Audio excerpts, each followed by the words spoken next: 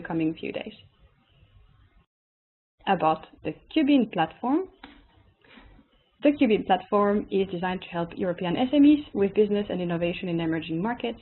It's set up by a consortium of experts in the field of cultural management and with the involvement of SME support and innovation agencies. QBean is fully financed by the European Commission. As part of the QBean platform, you can also participate in learning circles. They are free of charge for SMEs. The dates of the upcoming learning circles are announced on the QBean platform, qbean.eu, if you want to know more. Now it's my great pleasure to leave the microphone to Michael. Have a great webinar.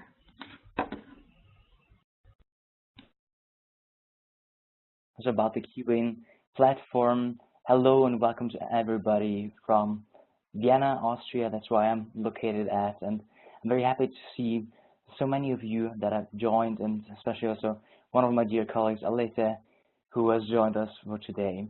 And I'm very happy to talk about this very exciting topic about nonverbal communication, the impact it has on culture, how you can increase your effectivity in understanding it better and being able to use it in a different way. Now, probably this webinar is going to be a little bit different than others because obviously nonverbal communication has a lot to do about our physical body and to get in a strong connection with ourselves. So it's very important that you just put away all your distractions and just get focused and really also build up this little connection with yourself for the next 30 minutes, 40 minutes, however long it's going to take. And I would like to ask you to take a look at yourself right now, basically. Take a look at yourself, how you are right now sitting in your chair. Maybe most of you are sitting in an office chair, maybe some of you are standing, but just take a look at yourself. How are your feet on the ground? Do you have your legs crossed? How are you sitting there? How is your back? Is your back straight? How are your shoulders? How is your neck? Just get a little bit of feeling and take a look at how your physics is basically there placed, and take a look also at yourself, how you are feeling about this. Because nonverbal communication has a lot to do about this.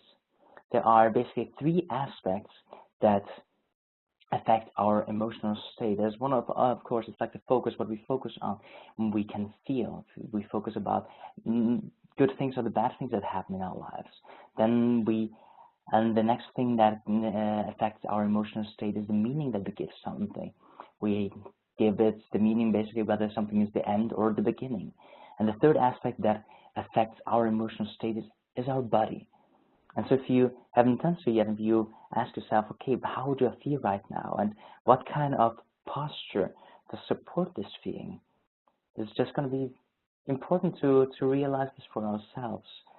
Not to change anything, but just to notice it, so that we create a little bit of different awareness for our own body and how it affects actually our emotional states, and obviously also the way we interact and communicate with other people. My name is Michael Siller. I live in Vienna, Austria, and basically in my former career I worked for about 15 years as an actor, singer, dancer all over the world, sometimes and most of the times in very intercultural environments. And obviously you can imagine that basically as an actor you need to know how you use your body and your speech to tell stories, to impersonate different people, different characters on stage, to be able to bring certain stories which are totally fictional to life, and that also a whole audience of sometimes thousands of people can feel and share the same story with you, that you are able to touch them. That's one of the aspects why I find this topic of nonverbal communication so interesting and so fascinating. Another part why I find culture such an interesting topic is I grew up in this valley basically in northern Italy, in a region which is called Südtirol or South Tyrol, and basically this region belonged to Austria until World War I, and after that it became all of a sudden Italy. And so I basically grew up with an Italian passport but with German mother tongue. And when I was a child at my house, basically it was never really cool when we were watching soccer to root for the Italian team. but the Austrians were not playing soccer that well. And when I was traveling abroad with my parents, sometimes I was asked, how come that you, Michael, how come that you speak German and you have an Italian passport, that you're Italian? And so from very young age on, I asked myself basically, where am I from and to which culture do I belong to? I just noticed that there's a microphone now turned on. Maybe you see that, you can take a look at that. They create some special noise. Somehow it feels like someone is driving. Thank you. And yes, basically, this made me aware of the differences of cultures from a very young age on. And that's why it's also a topic that I find very, very important, very, very interesting for myself. To have not just been born in a region which creates some kind of cultural confusion within myself, I added something to that, and I married a wonderful woman from New York, and in 2005 I became even an American citizen, so I basically have an Italian passport, an American passport, and live now in Vienna, Austria, with basically cultural heritage is Austrian. Just a little bit about ourselves, because culture has very often to do, communication has very often something to do with trust, and so that's a very important aspect of it, to get to know each other a little bit. So, good. Now, how come that nonverbal communication is such an interesting, fascinating topic for so many people? I mean, obviously, a lot of people have watched movies like Casino Royale, where Daniel Craig sits on the poker table and he puts down like $150 million, and the tension is rising, the music gets even more dramatic, and James Bond wins the game. And afterwards, when he was asked how he knew that he would win, he explains to his partners, I'm not playing my cards, I am playing my opponent. Many of you probably have seen also the TV series Lie to Me, with Tim Roth as the main character and playing the role of Cal Lightman, scientist who knows how to read facial micro-expressions, and he can detect any lie and any emotion. So knowing to read nonverbal communication is very often seen as a so-called superpower, a gift that just a few have. And there are also some myths that are shared and have landed in our common knowledge that actually 93% of our communication is entirely nonverbal, and only 7% makes the content of what we are saying, which made nonverbal communication also so popular. But today we definitely want to see whether this is actually truth, and we want to take a look at what nonverbal communication actually is, what culture is, how does culture affect nonverbal communication, and how can I take simple steps to improve my competence on this level, to take what you learn here already in your daily practice, in your daily life, so that you can improve the way you communicate, and especially understand people better and communicate better with people when you are abroad, or when you have to deal with people from a different cultural background. Good.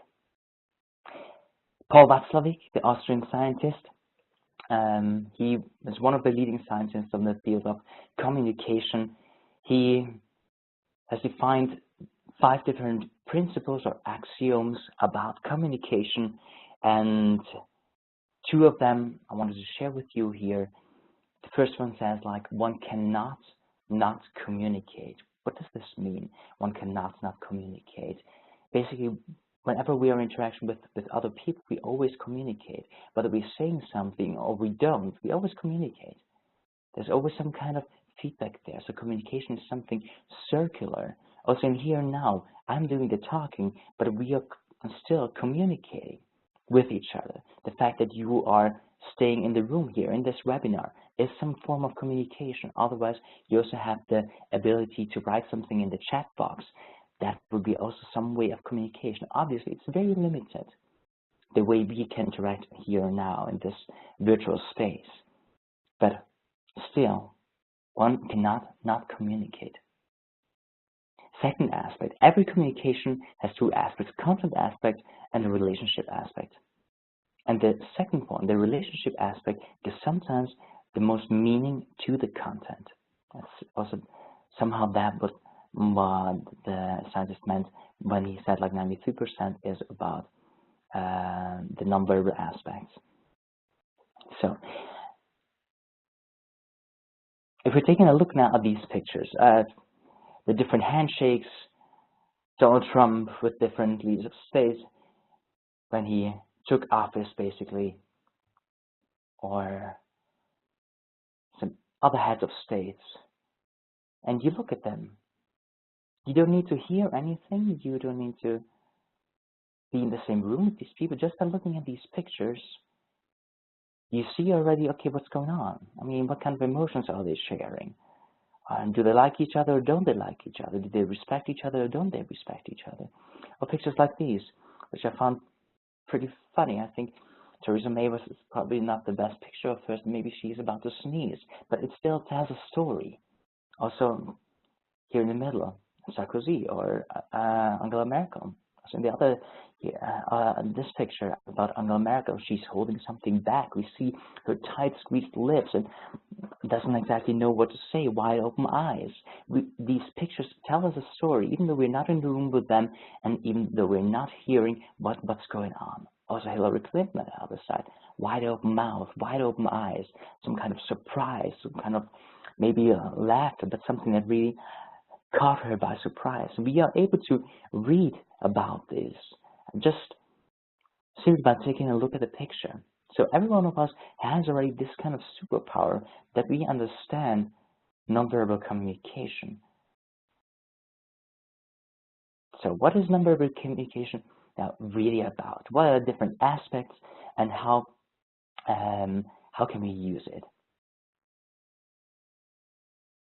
Obviously, there's the whole body language. If we're taking a look at these different pictures, then probably we can see that the person here in the middle who's meditating probably was in some kind of interesting posture, yoga posture. We know that he is not a threat to us. He probably can share some insights of what he experiences there, but he's definitely not a threat to us. Also, the people on the left side, they're just hanging out there. We can just see that from pictures, what the bodies are telling us. Next point is like the proximity. Another aspect about nonverbal communication, that how close do we get to each other? Is it like, are we like in an intimate space with each other, like the people here in the front, where we see this minority person, but the other one rubbing nose? Are we in a private space, like Theresa May and Angela Merkel there, holding each other, being able to touch each other? Or are we in a social space, in a social distance with each other, where basically we're standing leisurely next to each other in a networking meeting, for example? That's what the proximity is. And all of these different aspects have a different connotation, get a different aspect when we are talking about culture, and they will be affected by culture as well. Then we have gestures. Gestures like the hang loose, we have a gesture like everything's okay, and gestures like a thumbs up, or a victory sign, or peace sign. And all of these different gestures have a different meaning, or can have a different meaning in different cultures. So it's always something very important to watch out for. I remember I was about like 15 or 16 years ago. I went to Brazil, and I didn't speak any Portuguese. My girlfriend at the time, basically, she spoke Italian. She's Italian, and she was able to understand some of the Portuguese. And it was so interesting because whenever we were talking to someone, they kept showing us a sign which is like basically if you fold together your hands and that your fingers are touching, and you move it up and down. And in Italy, that sign means like what you want. But basically, which is a little bit an aggressive gesture, a meaning of what you want from me. And whereas in Brazil, it meant wait.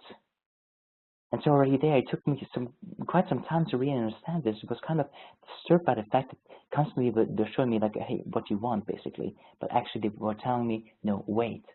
So it's very important to watch out that different gestures or the same gestures mean different things in different cultures. But obviously, our voice. Our voice is a very, very important aspect. We don't need to understand the language completely. If we hear the intonation of the voice, we can sometimes already tell so much about the relationship from two people, or the way they interact, whether it's a caring voice or not so caring voice. It's a harsh way of communicating with each other. It's also when we just listen at how we phrase questions, how we phrase statements, and how we state affirmations. It's basically, I can say the same thing in just different ways and phrase a question or an affirmation with it, just simply by raising my pitch, like going up with my voice at the end of the sentence, or by going down with my voice at the end of the sentence. I can say, like, have you understand this? It's a question. We perceive it as a question. And if I say, have you understand this? It means, like, have you finally gotten this? And already, like, this little inkling about our voice, whether we raise the voice or where we lower the voice, has a very big impact. It's very often in sales training that people who start out in sales and are not so familiar with the sales processes yet, they sometimes and are shy to raise somehow the final question about whether someone's going to buy or someone's not going to buy, and they then tell, like, yes, and your investment is going to be, I don't know, $1,300, and they go up with a voice and formulate a question instead of saying, like, this is what's going to be. It's going to be $1,300. And that makes a big difference on how you are perceived, how this statement is perceived, whether it's perceived as a statement or whether it's still something questionable and people can negotiate with you about this or not. Whether you invite someone to negotiate or people know exactly that's your final point.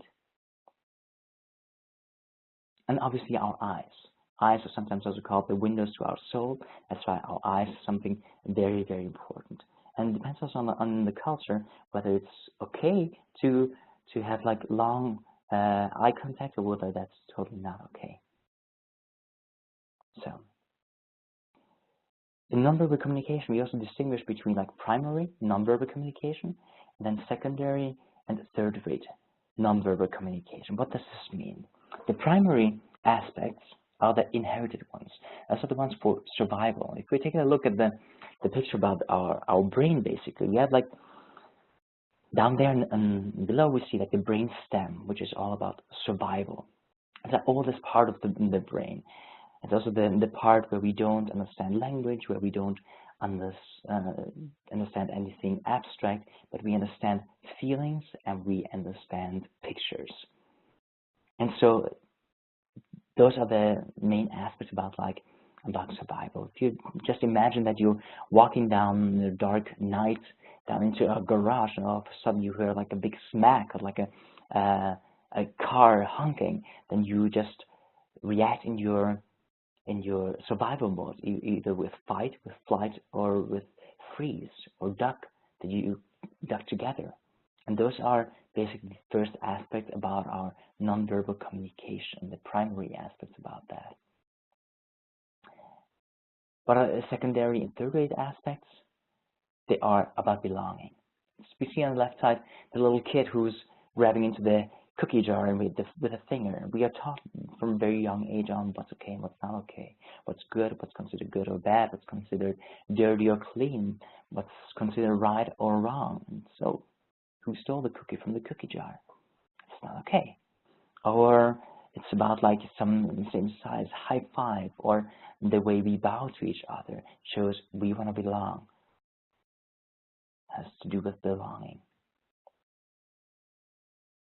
Now, how do we transfer actually these nonverbal cues?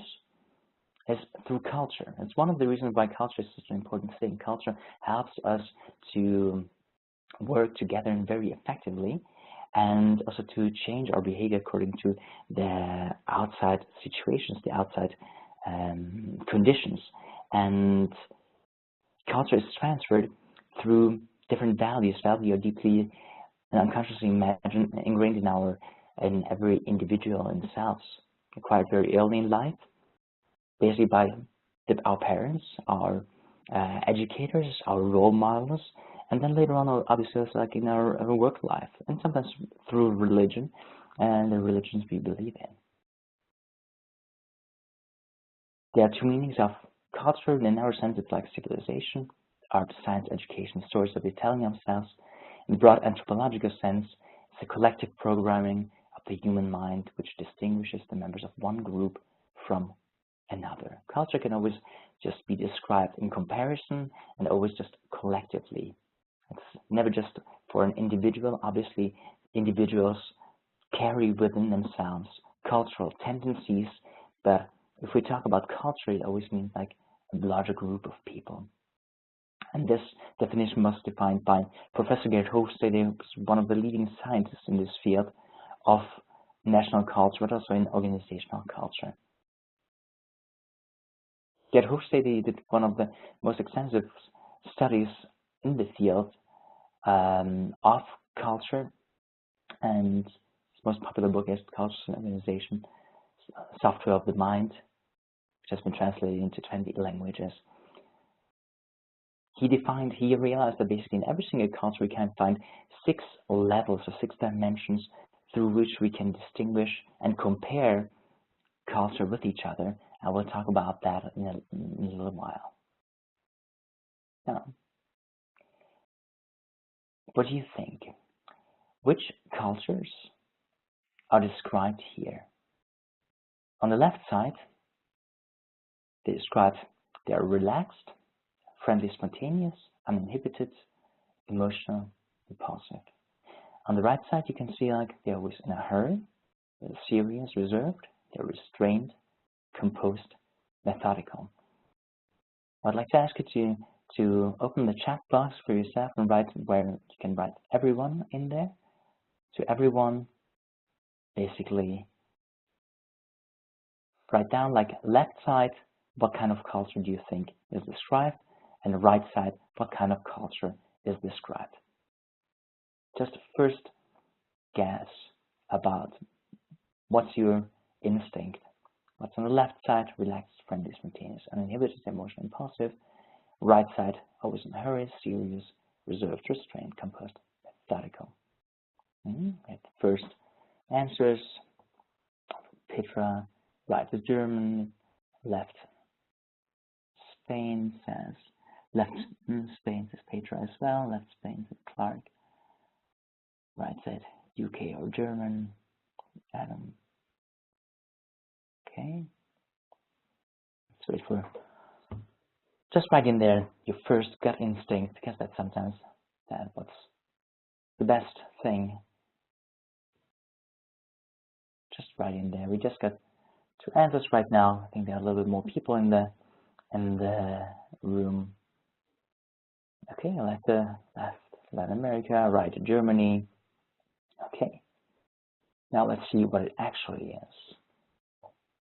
Actually, the same culture is described just by different people.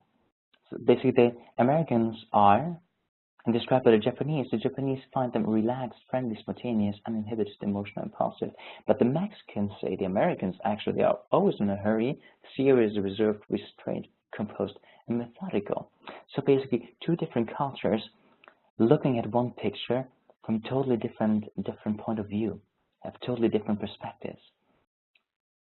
And that's like having a better clue and better insight about cultures is a very important aspect. Let's go on. In cultures, we can never say never and never say always. Because obviously, when we're talking about culture, we always talk about like most of the people. We always can just say like, okay, some individuals fall out on the bottom line, some on the top. But obviously, if we put together 100 Italians, it's probably going to be louder than if we put together 100 Germans. And if we put together like a group of 100 Canadians, they will react most likely in a certain way, and if we put together 100 Mexicans, they will react in a certain way, and which is going to be differently. But if we take out just individuals, then it's going to be a different thing. You cannot determine it in the same way. Gerd Hofstede said, okay, we have different layers of culture. We have on the top the symbols. Symbols like, for example, I mean, we have flags in a country. Language itself is also a symbol. Then we have the heroes within each culture. And we have on the bottom, we have like the rituals, and everything is based on the values. And the more we go to the inside, to the value part, the harder it is to see and to figure out what the culture actually is. But it's the more we want to understand culture, the deeper we need to go. Because rituals and heroes are still very easily to distinguish, be able to see. Rituals can be, for example, how we greet each other, and that's totally different from Japan if we compare Japan, for example, with the United States. Japan, very formalized, very formal. United States, for example, very, very open, very casual and informal.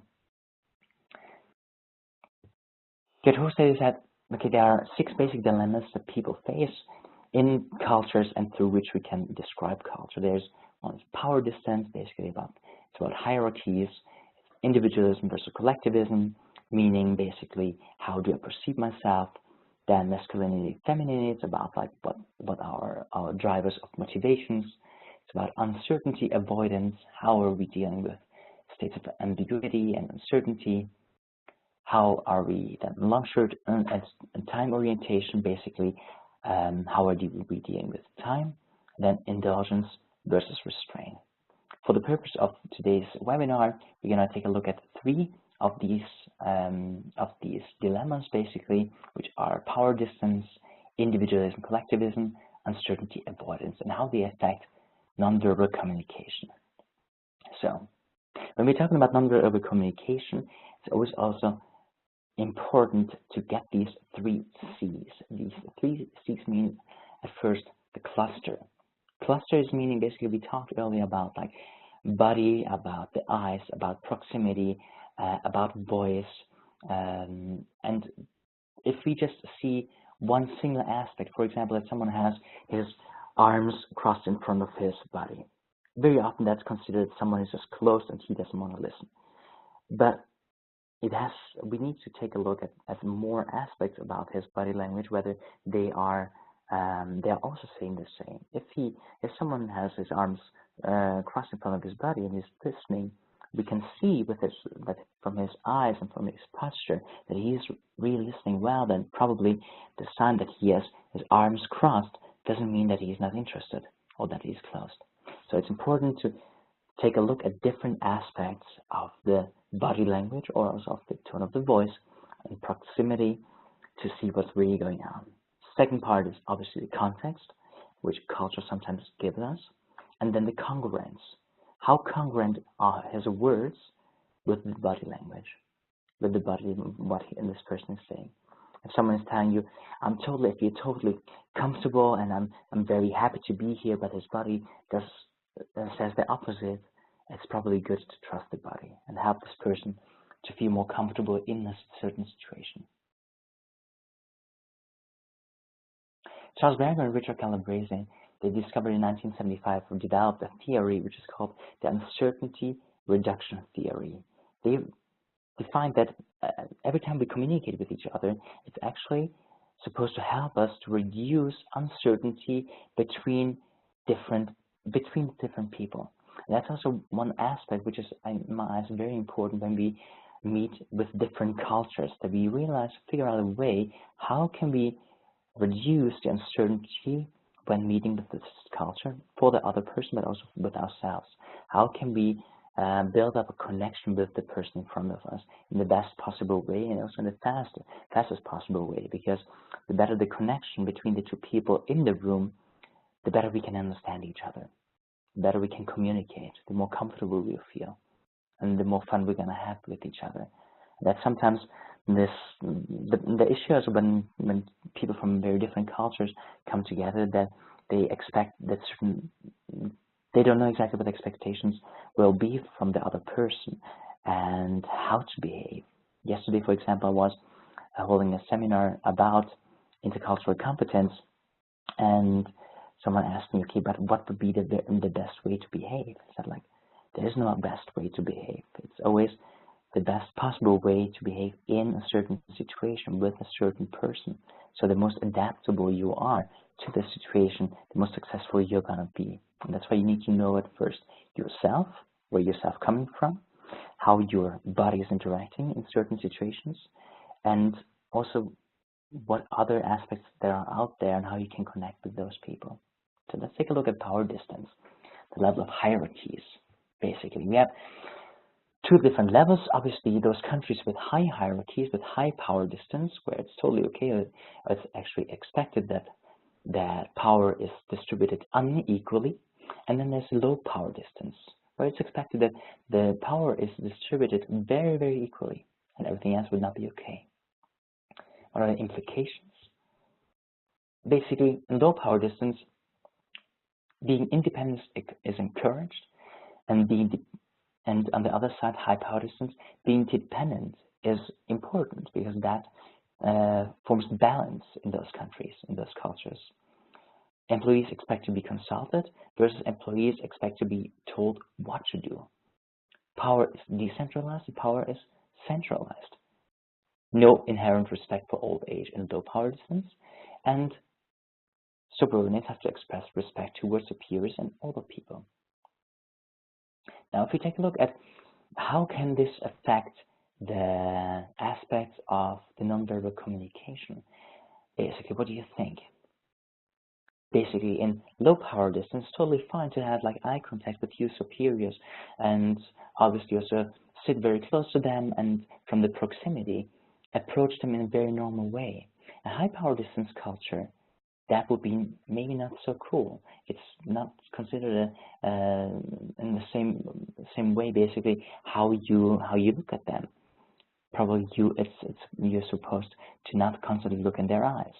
And also already sometimes if you enter a meeting room in a culture where it's like high power distance, you will clearly see where the most important person in the room will be sitting.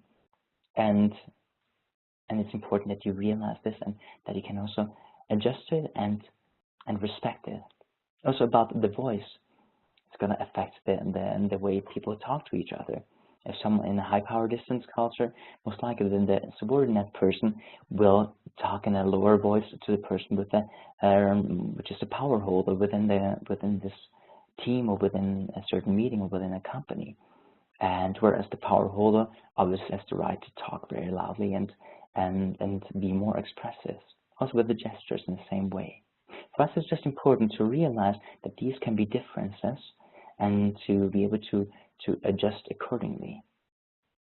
Because basically, if I come from a low power distance culture and I'm used to going to a meeting and sitting next to the most powerful people, it doesn't matter at all. It's totally fine, and have constant eye contact with them. If I all of a sudden enter a room of people, and I have to deal with a culture, let's say in India, where it's a higher power distance, like for example here in Austria, it's important for me to realize that there are different rules to the game. And if I want to be playing there for a longer period of time, I want to do business with them, it's important for me to be able to respect those hierarchies and be invited then to join the same table as the main power holder, for example. Now, what kind of questions can you ask yourself regarding power distance? First, what behavior do you observe between the people from different hierarchy levels? Do you see basically that they behave on the same level, or can you see that the subordinates, like the employees, when they're talking among each other, they have a different behavior than if they are talking with their superior?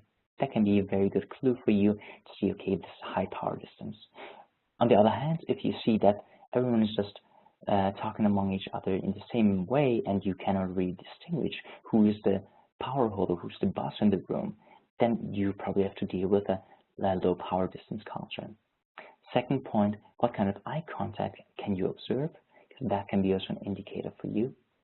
And also, always go back to yourself, how does the behavior make you feel? Because the more we don't only focus on our visual, what we can see, but also on our kinesthetic, on our feeling, how certain situations make us feel, give the different aspects of nonverbal communication a different meaning, and we sharpen our instincts how to react in different cultural situations, in situations when we communicate with people from different cultures. Let's go to the next aspect. We have individualism versus collectivism. What does this mean? Most in the Western cultures, we have individualistic cultures. There it's important that we can stand for ourselves. The I is very much important. Collectivistic cultures, the we is way more important. It's way more important that we fit in, that we are part of a group, that we are part of a company. In collectivistic cultures, there are like greater families, bigger families. So it's more important to fit in than to stand out. In individualistic cultures, it's more important to stand out rather to fit in. How does it affect? Like collectivistic, the group is important, opinion of the group. Individualism, the individual is important, the self and the individual's opinion. About how to work together, strong teams is possible in collectivistic cultures. Teamwork is difficult in individualistic cultures. Implicit communication and explicit communication, meaning also high context and low context. In individualistic cultures, you find a low context communication. Basically, we are talking, like in Austria, it's an individualistic culture, and we're saying the things as they are, right to the point. Whereas collectivistic cultures, they're the biggest, the thing that's the most feared is like the loss of face. So there's always a lot of context to certain aspects. Basically, we're talking always a lot about their relationships and explaining a lot of the context where certain things are happening. So it's about low context and high context communication. How does it affect individualism, collectivism, the different aspects of nonverbal communication? What do you think? Obviously, one of the biggest aspects is like proximity. The United States are on the scale of individualism very much on the top, and if you take a look at them when also like in maybe in movies it's hard to say, but in documentaries or when you maybe travel to the United States and two people are talking to each other, they're standing very much apart from each other. Whereas if you go, for example, to the Middle East, that was last week in Dubai, for example, and you see how people are interacting, they're standing very close to each other. That can be a very good indicator about whether a culture is more individualistic or more collectivistic. Another aspect is also about the eye contact. In individualistic cultures, it's regarded a sign for strength and as a sign for honesty that you hold eye contact while talking with someone else. In collectivistic cultures, not so much. There you hold eye contact, but you also break it more often. Gestures and voice, I don't think it has that much an effect on that, but the two main aspects is really that you have to look out for is proximity, how close do you stand to each other or how far apart. Paul Watzlawick, who was doing lots of research in Palo Alto, in the Bay Area around California, had also this wonderful story when he attended some of the parties that were thrown by some Hollywood celebrities. He once noticed that basically someone felt like they were having this wonderful party, a garden party, and there was like a little balcony, and someone all of a sudden fell off that balcony. And he was wondering, how is this possible that this person was falling off the balcony? He was an American guy who was talking to someone from Mexico, from Latin America. And he thought, like, okay, maybe a solution could be to build higher guardrails. But what's actually the reason why did this person fall off that balcony? And he realized basically that the person from Mexico wanted to talk to him and just always came closer, and his level of proximity was just different. Basically, the American guy did not feel comfortable with so much closeness. And so this American was always backing up. All of a sudden, then there was no way to back up, and he fell down this little balcony. And I think this is a very nice little story about the differences in how much space do we need from each other in individualistic cultures and collectivistic cultures. Exactly. So questions to ask yourself. How close are people standing to each other? What kind of eye contact do you observe? And again, how does behavior make you feel? Always look for your own feeling for this to sharpen your insights and your awareness. Third aspect, uncertainty avoidance. We have low uncertainty avoidance, high uncertainty avoidance, meaning there are different cultures basically who are fine with uncertainties. They don't need any. They just accept the fact that there will always be some uncertainties in this world. And then there are high uncertainty avoidant cultures which constantly have a need for structure and rules. Taking risks to have success is important. Emotions are not shown in low uncertainty avoiding cultures, whereas high uncertainty avoiding cultures, security is needed. Risks taken only to avoid failure. Showing emotions is accepted. Low uncertainty avoidance, relaxed, low stress and low anxiety. High uncertainty avoidance, it's stressful. Generalists are preferred in low uncertainty avoidance cultures. Experts are needed in high uncertainty avoidant cultures. We can see this very much like in the Germanic world, where you have in the companies, it's very important that there are lots of experts there, that you have lots of structure there. The formal is important, whereas in low uncertainty avoidance, informal. So UK, United States, very informal, whereas high uncertainty avoidance, like also Japan, it's very formal. Regarding eye contact, proximity, gestures, voice, low uncertainty avoidance is leisurely eye contact. The body language is way more informal, something to look for, but the facial expressions are maybe not so expressive as in high uncertainty avoidance cultures. Very high uncertainty avoidant cultures are, for example, Italy, or also Greece, or for example, also Spain. Those cultures, they are very expressive. Because there it's totally okay in the culture that certain emotions are shown. So you can see a big difference between how emotions are shown in their face, but also in their gestures. You probably know that Italians, they love to talk with their hands, and you sometimes can read way more through their hands than through what they are telling you.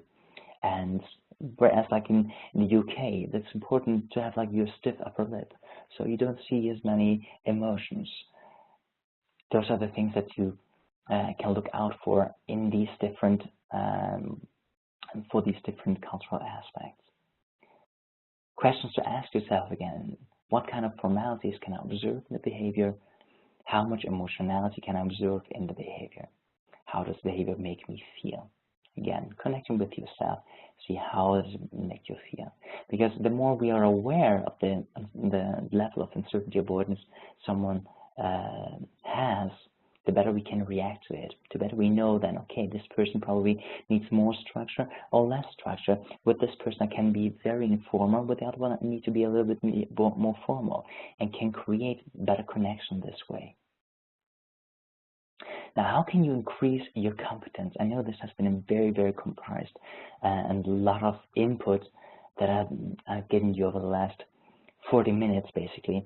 Now, can you increase your competence on culture, and obviously also like on nonverbal communication from now on? Basically, it's very important that you start taking time to observe conversations. Just, sometimes just sit down in a park and watch the people who are coming and going. I remember when I was in acting school, sometimes we really got that for homework. We needed to walk along the subway and just start to take over the body language from other people.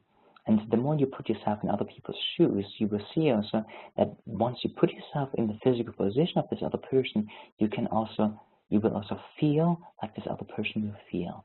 And that will help you to create great connections with people, regardless from which culture they are. Then observe yourself when communicating. By observing yourself, you get a better awareness for how other people might perceive you, what other people can observe. So observe yourself when communicating. How are you holding your body? How are your facial expressions? What kind of gestures do you use frequently? Third part, reduce uncertainty by pacing yourself to the person you interact with. What do I mean with this? First of all, I'm coming from the uncertainty reduction theory,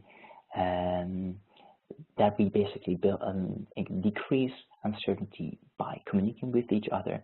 And the more we can interact with the person in front of us on his level, meaning sometimes how fast someone speaks or how slow someone speaks, the language that he uses, words, because probably if I take over words from the person in front of me, that I'm talking in his language, in his system, and obviously then also his body language.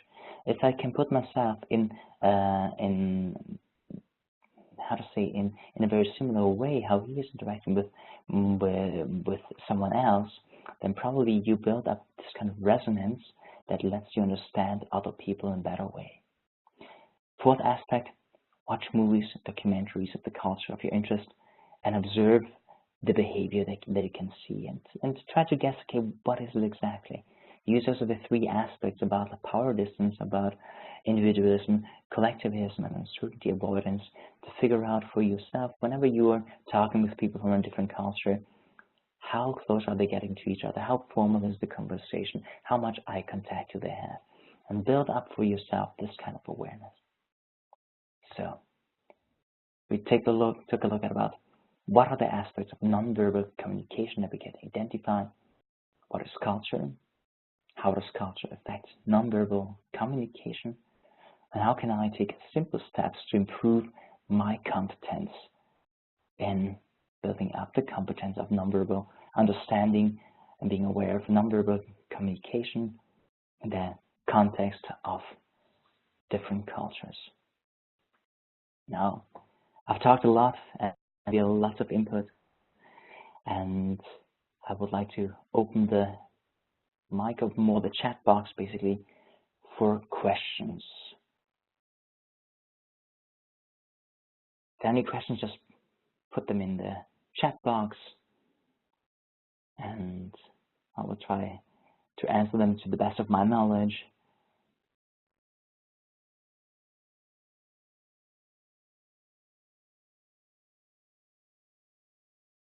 Okay.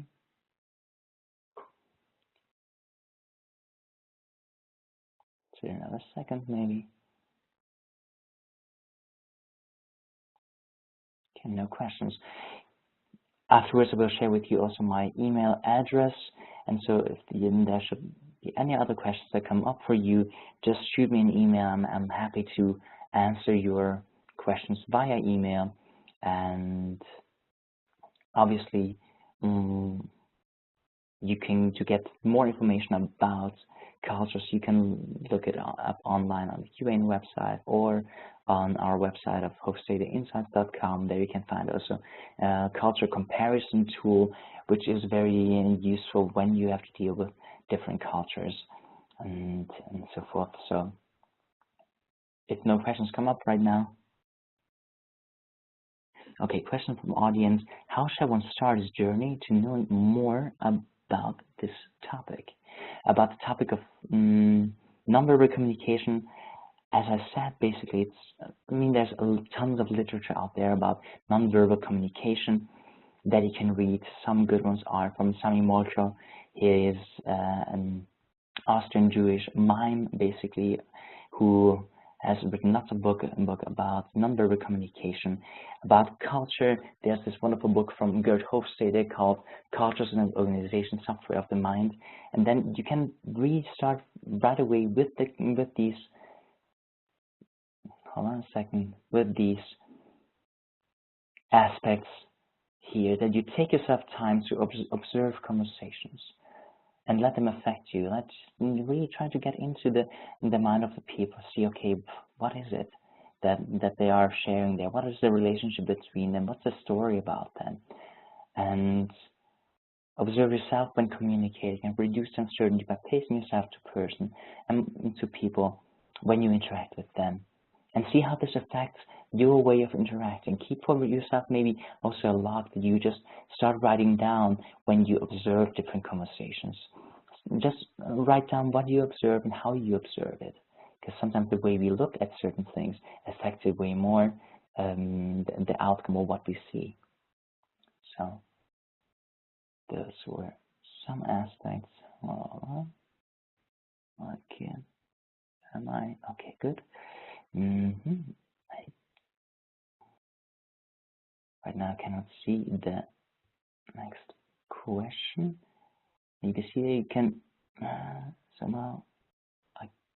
Celia, maybe can you help me for a second? Yes. because I don't see the chat box anymore with the questions. Can you read me the next question, which is going to be the last one that I can answer right now and here to stay in the time frame? Yeah. Can you elaborate more on the value of recognizing how you feel about culture? For example, if it makes you feel negative, how can you navigate that to help you improve? Basically, how to improve, or like when certain interaction makes you feel negatively, it points very often, or most of the time, directly to our own values. So whenever we experience some kind of disturbance or some kind of that interaction has an impact with us, then we are very close to ourselves. And it's very good to realize it for yourself and to figure out, okay, what is it exactly that makes me feel uncomfortable, that has put me off in this certain situation right now. And the better you are aware of what this value is, what this cultural aspect might be, the better you can put it into place. Also say, okay, this belongs to me. I feel very strongly about maybe gender equality, or about like I feel very strongly that that power is distributed unequally, and that the person does not speak in a certain ways to my boss. And that leads you to the point where you understand it for yourself, but you realize also other people might see it differently. And it helps you then to figure out, okay, there's just a different way of seeing it, and it's not wrong or right or wrong, but it's just a different way how to deal with it. And the better you know how this person then, that maybe his values are different ones, the better you can also interact with this person. Because if you figure out, okay, for him it's not important that I talk nicely to his boss, for example, and he doesn't expect me to talk nicely about his boss. And so basically, whenever something puts you off, it tells you something about your own values. The more you're aware of that, the better a chance you have like to deal with it appropriately. Good. We will take a look at the questions afterwards together, and basically, and I can probably see, you can share with me the email addresses of everyone, and I'm happy to answer the questions via email, send them out in an email to every one of you, or just answer them to Celia, and who can administer that then. And I'm just announcing the next webinar is taking place on May 30th. It's going to be held by my colleague Ralph van Hastrecht, and the topic is going to be on global virtual teams. I would like to say thank you to all of you for joining in, for listening, and I hope this was useful. And I hope by knowing more about nonverbal communication and knowing more about culture, you can create more certainty and more connections in the world, be more effective yourself, and make this world in a more humane place. Thank you very much, and have a good day.